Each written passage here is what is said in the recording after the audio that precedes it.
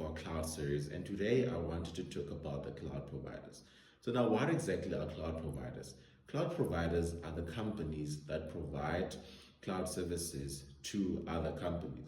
So that means these are the companies that have all these large data centers across the world to ensure that whenever we need cloud computing services, we can always access them.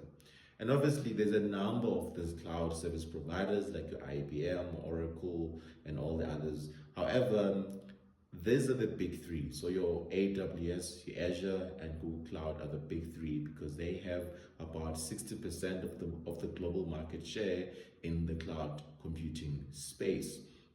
Now, obviously, I always get questions around the differences between AWS, Azure, and Google Cloud.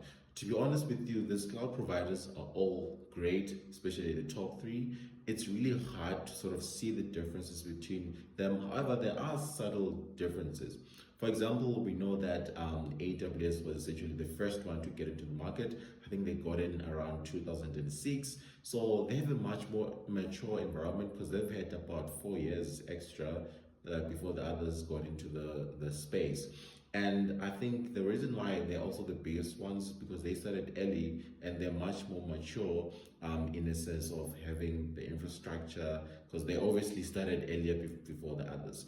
Now, when you go to Azure, I think one thing that stands out about Azure is if you're already using like Microsoft products, it's much more easy to like move to their cloud services because it's Microsoft products and they're already part of the cloud services essentially. So it provides you seamless integration with like already existing cloud services of Microsoft.